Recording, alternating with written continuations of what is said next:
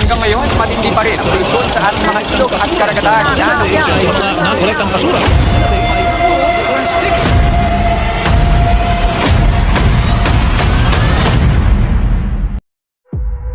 Birds flying high, you know how I feel. Sun in the sky, you know how I feel. Breeze drifting on by, you know how I feel. It's a new dawn. It's a new day, it's a new life for me.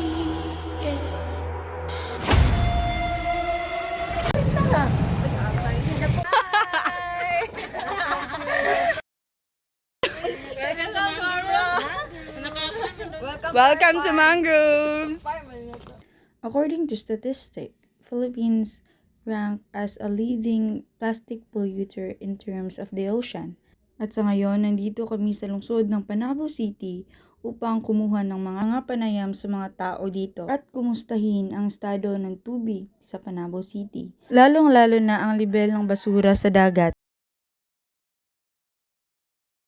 At ngayon, dumako kami sa Panabo City Seawall, lalong-lalo na sa Panabo City Fishport upang magtanong ukol sa mga basura na nakikita natin sa dagat. At kumustahin ang sanhi o epekto ng basura lalong-lalo na sa mga isda. Pagpasok namin, nakita namin ang nagbubundukang mga basura. Di na namin hinayaang masayang ang oras at pinuntahan namin upang magtanong tungkol sa mga basura. Hi sir! Pwede ka na ma-interview sir? Ano pangalan din mo sir? Ray. Ray? Danyo. Danyo. Pwede ko mag-ask about sa basura po. Kaya nga mo ang trabaho sa basura, amo galing limpiyuhan na matpatag-adlaw. Gani sir, ano dahil sir kung mudagan dahil ang basura sir, unsa dahil impact sir? Hugaw. Aside pa po sa hugaw sir, unsa pa? In terms sa atong nature po. Wala yung amo yung limpiyuhan gani. Limpiyuhan na muna ang galing sa bagsakan kay arong limpyo ba kay daghan mamalit rin daga lain-lain nga lugar. Ito sir no, kay marag maka-affect po ang basura sir kung kuan. City na ko ni. Kana lang uban nga tao na dapat ko kon sila kanang mutabang ko sa amo trabahante sa Sindro kay para limpyo gid ang kuan uban kay patakar mo glabay ko. Gani sir. Ano nga hugaw sa mut. Tanaw nimo sir, unsay dapat i-practice sa mga tao para dili sila magpataka og labay po?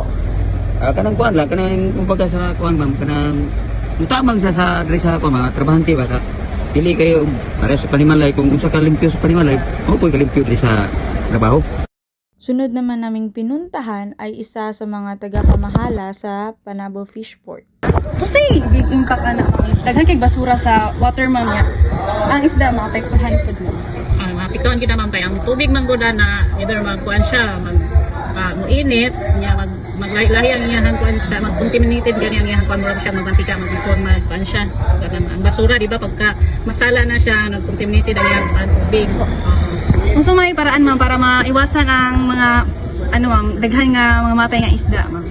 Kailangan gyud siya iwas gyud ang mga basura ana di kuan gyud siya kailangan gyud siya limpyo gyud ang dagat walay mga basura nga ilabay ana Para po wala po yung mga matay nga mga marine ka.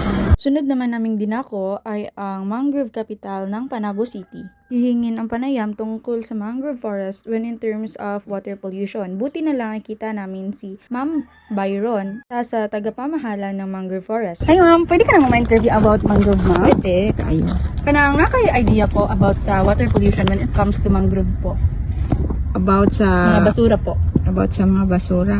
Sa ako lang nahibalan kanang bawal maglabay og mga basura diri sa mangrove. Bawal maglabay og mga basura diri sa mangrove tungod kay labi na ka lang mga upo sa sigarilyo, mga cellophane kung pananglitan makaon na siya sa mga isda. Mamatay ang mga isda, unya ang mga buntis na isda makasuyo pud og mga kuan sa sigarilyo, mamatay pud ang baby na isda. Mura akong nahibalan. Diha man gud nagapanganak sa kanang mga ugat-ugat gani niya. Mangrove. Oo. Murag mahimo siya ang kanang murag dira maglumlum ang mga isda po. Oh, basta kanang manganak na sila, diha na sila magtago sa mga ugat-ugat. Basta dai mga importante jud nga di maglabay basura man. Kay makaon man na nila, ya mamatay, wala na tay wala ang mga mangingisda, wala na makuha. Kita pud wala na pud tay makaon. So murag ang ato ang gihimo man no kay murag impact lang pud sa murag sa ato ra pud mabalik ang atong gipanghimo gud man no. Oo, labi na diri sa una kanang mga balay-balay dira. Magpataka ka sila labay og basura niya. Kanang basura padulong na diri. Unya syempre pag makakita ang mga visitor, lain pud kay tan-aw nang daghan kay basura. Ana ba? Unya mao nang among ginabawal. Kaya kay impact ang basura sa mga diri amam no kay daghan mag mga isda pud nga nagpuyo diri dili lang kayo nga magpataka og labay basura para maproteksyonan pud sila no. Ma'am, na kay idea about anang red tide po ba? Sa red tide. No, wala ba yan? So kanang kaning maabot sa mangrove ma'am ba? Kanang mga pila ni siya ka ka years pa yun nga mutubo gud siya ka mo fully mangrove kan ani mo ma'am. Sa ako lang naobserbahan no, kaya ako mag 6 years na medyo diri. Para sa aning bagong gitanong. Kani siya dili naman ni siya makatubo tungod kay murag mailog gani aning mga tag-as na. Okay. Oh, pero pag didto Sa mga bakanting area. sa bakante na area dali na siya motubo. Unsay nay pagtanom ana ma'am kanang murag legitimate na jud na nga kanang mutubo jud siya dito po or kanang murag napay instances like kanang kusog ka ayog baha ingon ani ingon Motubo siya. Sa ako po naobserbahan diha. Motubo, dali ra siya motubo. Kay tubo naman daan. Bali na siya na mo ginahimo nga nursery para sa mga mangrove po. Kato siya o na ako dito sa may San Pedro Bato Dapit. Kaso lang, kaning ubang mga nagakuha o mga kinason, ilaga ni matamak-tamakan. Wala mamatay sila. Maoro din ang possible cause nga mamatay makapatay sa mangrove kay ay dili din ni ingon nga ginaplant lang dito so like napa din ay nursery like katubuon sa dayon before Dili. ni ma'am. Kanang ang mga senro magkuha sila ganang pares kanang mga tagak gani na mga bunga. Mo turok man na siya mo to ilang pangwaong pagka may sulod nila sa kanang si tawag ana kanang murag Sudlanan na Silvina Black. Pares kato siya o. Okay. Pagkahuman pag naay mga tree planting mukuha ra sila. Pagka man ikuan nila dito, itanong nila dito. Pag tanong mo tubo na siya, tubo naman na daan. Kaso lang mamatay sila kay tamak-tamakan man. Bato. Kanang sa mga nagakuha dahil uban ang kanang mga nagakuha lagi kinhason. Mo nang mamatay. Ma'am, nakabanggit ka atong tree planting ma'am ba? Unsa nang tree planting when it comes sa mangrove ma'am kanang kuan lang na siya kanang voluntary lang na siya ma'am or naaray mo ginapili nga tao? Wala ginapili. Bisag din sa pwede mo tree planting. Daghan man mga volunteers diri So pwede lang ka mo adto diri ma'am magtanong og mangrove. Pwede pero mananghit sa Senro office. Okay. Sige. Thank you ma'am. Kasi sila man gud ang mo guide. Napakay kanang another nga ikadagdag pa po when it comes sa mangrove po or sa water pollution nga commonly mahitabo diri sa mangrove po. Kanang mao nang nagapananom og mga mangrove tungod kay pananglitan magbaha si tawag on si Bisaya ana kanang Makasagang sila. Makasagang sila.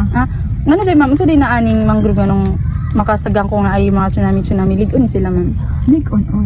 Dili din ni siya ingon nga para sa anang kahoy nga maanaan lang ug kuan. Ligon siya. Lahi ra jud day sa Manang importante jud kaayo ning mga mangroves. Welcome to Mangrove! Kumusta man inyong interview? Unsa may nang nakuan? Okay lang. Ana to nung gi-interview na mo kay grabe daw kayong impact ang plastic sa mangroves. Bitaw no, grabe kayo maka-impact ang plastic sa water pollution no. Dili man good.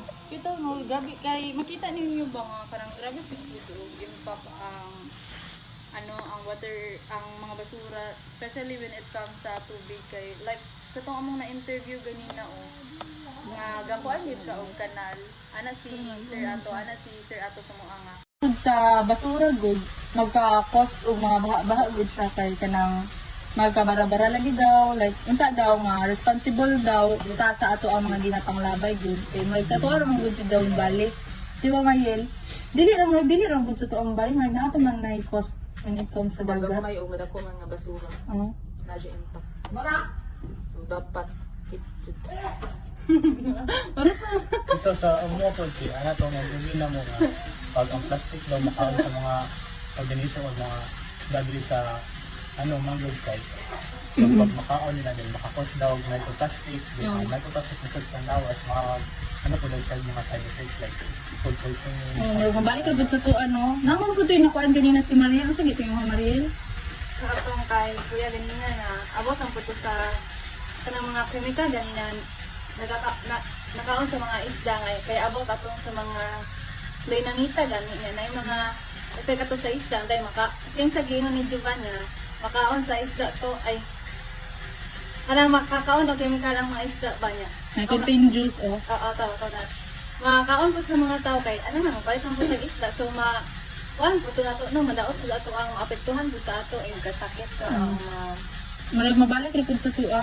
Napapag may na-interview ganina nga, aside sa basura, aside anang basura gud na mga hugaw-hugaw, ang maka-epekto po daw na sa when it comes to water kay kanang mga katong dynamite fishing gud daw na kung imuha daw ng kung magpabuto daw ka dira fish bombing tama mag fish bombing daw ka dira na day possibilities like katong giingon ni kuya nga katong dili lang gud daw mga dagko nga isda ang maapektuhan wherein kanang maapektuhan po daw itong mga gagmay po daw mga isda nga mamatay na daw sila nga instead nga mas maayo nga mudako pa sila para makaproduce murag ginaputla na sila ba sa bata pagud daw na niya asay pa ana kay sa coral reef pud kay kanang murag kung sa dang coral reef mao lang ginapuyuan sa mga isda. Kani kita mga tao dapat ugkuan kita be aware of our garbage. We should throw our garbage in a proper bin.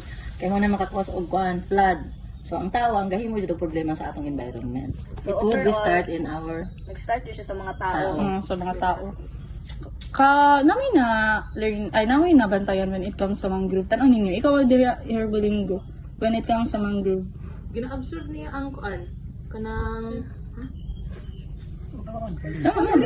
gina-observe niya ang kuan ba nga dako siya tabang labaw na kanang sa mga baha god nga di pa katong gipatanan ni sir nga katong kuan na prevent niya ang kuan sa baha and then tapos kanang po sa kanang ang ilang lang po ba nga dapat ang connect po sa basura kay pag maglabay basura ang 70% man jud ang kuan sa earth no kasat ang water di pag ang mga basura maabot sa tubig gikan sa kuan kay masangit sa mga roots sa mga kuan ba sa mga mangroves and then nasa kuan nga dili na maka-breathe ang ilang roots and then maano sila kanang mamatay Hindi na sila magtaka.